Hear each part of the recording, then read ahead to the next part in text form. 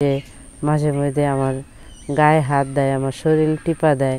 তখন আসলে ও যে আমার গায়ে হাত দেয়, আমার শরীর টিপা দেয়, তখন আমার অন্যরকম ফিলিংস কাজ করে। হ্যাঁ, তো আমি এক পর্যায়ে সে পিয়নের সাথে আমার একটা রিলেশন হয়ে যায়। তখন সে আমাকে সুখ দিতে শুরু করে। তো প্রতিনিয়তই আমাকে সে সুখ দেয়, আর তার স্পর্শে আমিও যেন মনে হয় অনেক সুখী। তো আমি এইটাই ভাবি যে আমার হাজব্যান্ড অক্ষম বলে সে তার অফিসের ছেলেকে দিয়ে আমাকে সুখী করে। আর আমি যদি কোথাও চলে যাই সে সেটা আসলে মানতে পারবে না। সে এতটাই ভালো যে তার ওয়াইফ একটা পিয়নের সাথে এগুলো করতেছে, সে জেনে শুনেও আসলে মেনে নিতেছে। তো একদিন হঠাৎ করে আমার স্বামী স্ট্রোক করে, অসুস্থ হয়ে যায়, অনেক অসুস্থ।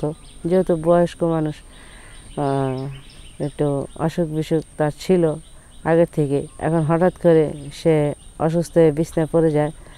তখন তখন সে কী করে যে ওই পিয়নটাকে খবর দেয়। পিয়নটাকে খবর দিয়ে তো বলতেছে যে দেখ, এতদিন তুই আমার বাসায় আসছস, গেছস, আমার ওয়াইফকে সময় দিছস, এখন আমি মারা যাব, আমার তো এখন মরার সময় হয়ে গেছে। তো আমার এই আসসালামু আলাইকুম, আমি সুমি আক্তার। আমার বিয়ে হয়েছে আমার থেকে 30 বছরের বেশি একজন বয়স্ক লোকের সাথে। তো তার বয়স এখন মোটামুটি 65 বছর বয়স। সে এখন অনেক বয়স হয়ে গেছে। তো সে আসলে আমাকে যে সুখটা দিবে, সে এই বয়সে এসে আমাকে সেই সুখটা দিতে পারে না। আর আমি যে এখন কি করব, এখন আমি যে অন্য কোনো ছেলের কাছে যাব, আমার স্বামী তাও আমাকে যেতে দিবে না। সে আমাকে অনেক ভালোবাসে, আর আমিও আমার স্বামীকে ভালোবাসি বিধায় কোথাও আমি যাই না। তো আমার স্বামী আমাকে ভালোবাসে বিধায় আমাকে কোথাও যেতে দেয় না।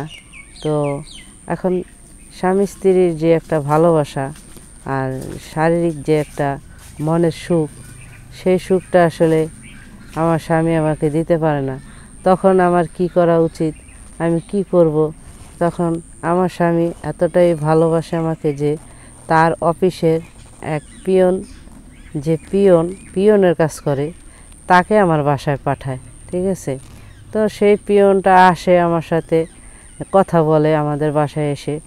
তো এরকম করে 1 দিন, 2 দিন, 3 দিন, 6-7 দিন হয়ে যায়। পিয়নটা আসে যায়, আমার সাথে কথা বলে। এক পর্যায়ে এখন আমি চিন্তা করতেছি যে সে পিয়ন হলে কি হয়েছে, সে তো ছেলে মানুষ।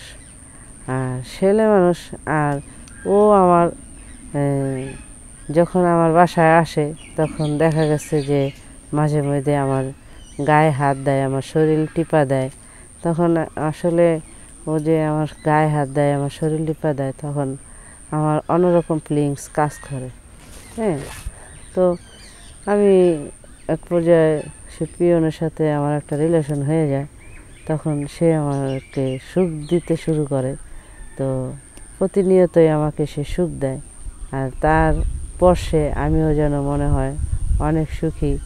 তো আমি এইটাই ভাবি যে আমার হাজব্যান্ড অক্ষম বলে সে তার অফিসের ছেলেকে দিয়ে আমাকে সুখী করে।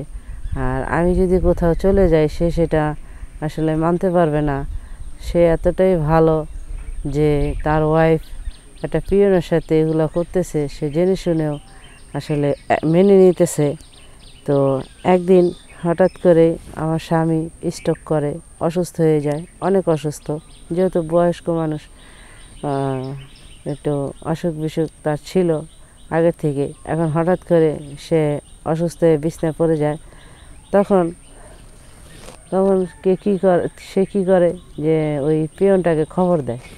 পিয়নটাকে খবর দিয়ে তো বলতেছে যে দেখ, এতদিন তুই আমার বাসায় আসছস, গেছস, আমার ওয়াইফকে সময় দিছস, এখন আমি মারা যাব, আমার তো এখন মরার সময় হয়ে গেছে। তো আমার এই বউটাকে কে দেখবে? তখন সে আমার হাজবেন্ডকে বলতেছে যে আপনি এগুলা কি বলেন, আপনি আপনার কিছু হবে না। তখন আমার হাজবেন্ড বলতেছে না দেখো আমি তো অনেক অসুস্থ, আর আমার এখন ও সময় বেশি নাই, তাই আমি চাই যে আমার বউটাকে তুমি দেখে রাখো, তোমার হাতে আমি আমার ওয়াইফকে তুলে দিলাম। তো আমি মানে কান্না করতেছি যে আমার হাজব্যান্ড কতটা ভালো মনের মানুষ হলে সে আমাকে তারই অফিসের পিয়নের কাছে আমাকে তুলে দিতেছে, আর তার সাথেই আমি সুখ পাইছি, এটা আমার হাজব্যান্ডও হয়তো জানে। তো আমি এটাই বলবো যে আপনারা যদি বিয়ে করেন কিন্তু এত বয়স্ক মানুষের সাথে বিয়ে বসবেন না, যারা আপনাকে সুখ দিতে পারে না, শান্তি দিতে পারে না, অন্য মানুষ দিয়ে তার বউর সুখ মিটায়, শান্তি মিটায়, এই ধরনের মানুষের সাথে বিয়ে না হয় ভালো।